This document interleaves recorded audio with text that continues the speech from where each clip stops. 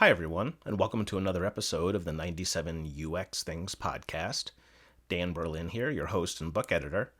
As mentioned in the first episode of this third season, there'll be a few episodes where I go solo and don't interview someone, and this is one of those episodes.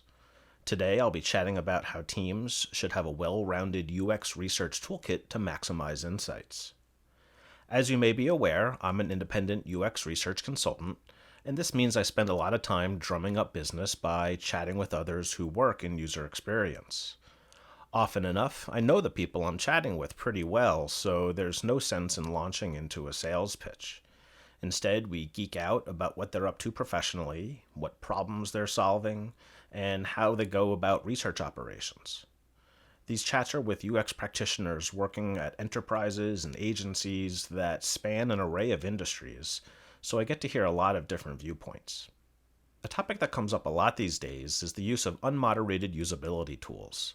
For those not familiar, an unmoderated usability study is conducted online using a tool where UX practitioners can put an on-screen interface in front of study participants along with a task to perform using that interface. Participants click around as they complete the task, then press a button to indicate they're done. They'll answer a few follow-up questions, then move on to the next task to repeat the process. Vendors who provide these tools often have a panel of potential participants you can screen to see if they meet your criteria, or you can use your own participants. An unmoderated usability study can tell you where participants made errors, how long it takes them to do these tasks, and other valuable quantitative metrics to uncover UX opportunities. The major player in this space is User Testing, who recently merged with UserZoom, and additional vendors include UX Tweak, Maze, and Usability Hub. There are plenty of competitors in the market to choose from these days, which is a good thing for smaller companies and consultants, as the unmoderated tools have historically been unaffordable to anyone but large enterprises. The people I've spoken to say that these are great tools, and that stakeholders like the quantitative data, but some lamented about not having the budget to follow up with moderated usability studies and uncover more of the why behind the user's actions. Using unmoderated studies as your only research method is a strategic mistake. While they do provide insight into what's wrong with an interface, you can't probe on the spot to get at the root causes of participants' behaviors and answers. Now, before digging into why unmoderated tools shouldn't be the only thing in your research toolbox, I'll start by saying that I'm not against using them. They can be very useful, especially for large organizations. When an enterprise has many different interfaces out in the world, it's important to learn where to focus UX efforts. Unmoderated studies allow companies to quickly survey a large number of digital properties, see which have the most friction points, and then allocate budget to fix these. Additionally, and potentially even more impactful, they allow design teams of all sizes to quickly and quantitatively show that one proposed design performs better than another. It's also important to keep in mind that UserZoom and User Testing have been key supporters of the UX community. Over the past 15 years, it's been rare to go to a UX conference and not see one or both of these companies as a sponsor, potentially as the primary sponsor.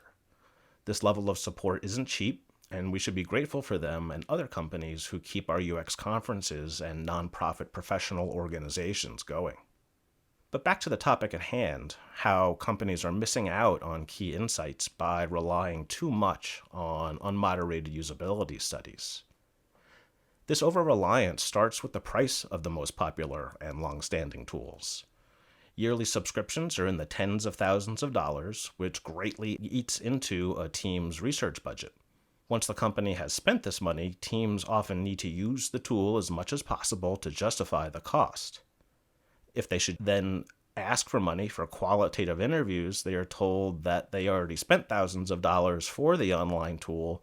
Why should anything more be spent on research? Stakeholders may fixate on the quantitative data and view spending money on additional qualitative research as wasteful. This is a story I heard from at least 3 people in my recent chats, often followed by a wish for the deeper insights that qualitative research allows. The problem here is that during unmoderated research, you can ask questions of participants, but since these are all pre-programmed, you can't ask any follow-up questions that are based on the participants' answers, which is the key to getting at the root causes of pain points and desires. When we ask only a single question of a participant without a follow-up question that probes on their response, we only scratch the surface. As discussed on this podcast in the first episode of the season, we get at root causes of participants' utterances by asking why multiple times and in different ways. Tell me more about that. How does that make you feel? What prompted you to say that? By riffing off what the participant just said and asking these probing questions, we can get at the deep qualitative insights that meaningfully inform designs. User testing does have functionality that allows you to go back to specific participants from the unmoderated study and ask follow-up questions. If you have access to this tool, it'll definitely benefit your research to take advantage of this ability to do follow-ups and uncover those deep insights.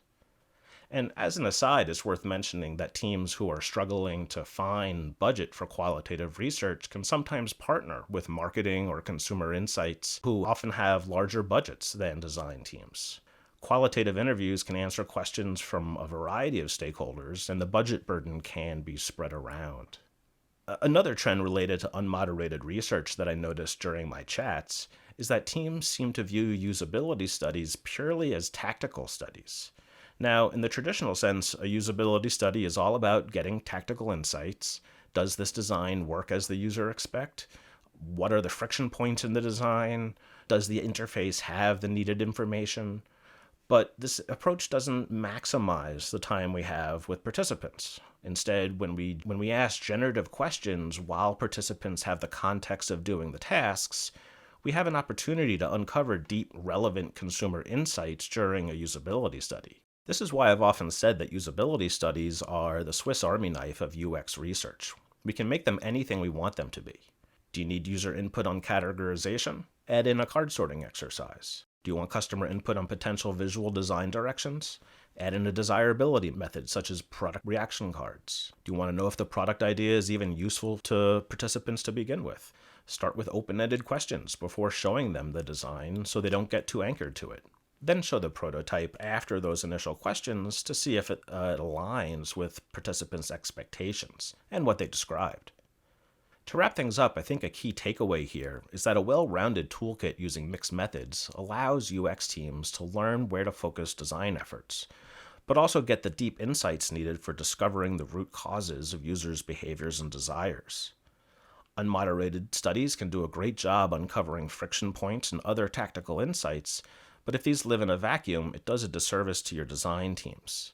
Instead, pairing these with qualitative interviews to uncover the why behind the user behaviors and desires is the key to creating great designs for your end users. If you're only using one tool in your Swiss Army knife, why do you have a Swiss Army knife at all? Finally, it's worth mentioning that I'm a UX research consultant who's available to help with your research projects. I also provide training and coaching for UX teams. Please check out watchcityresearch.com for information about my services. Thanks for listening, everyone. I hope you enjoyed this episode of the 97 UX Things podcast. You've been listening to the 97 UX Things podcast, a companion to the book 97 Things Every UX Practitioner Should Know, published by O'Reilly and available at your local bookshop.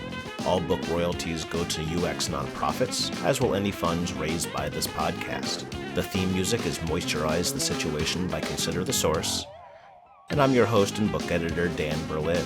Please remember to find the needs in your community and fill them with your best work. Thanks for listening.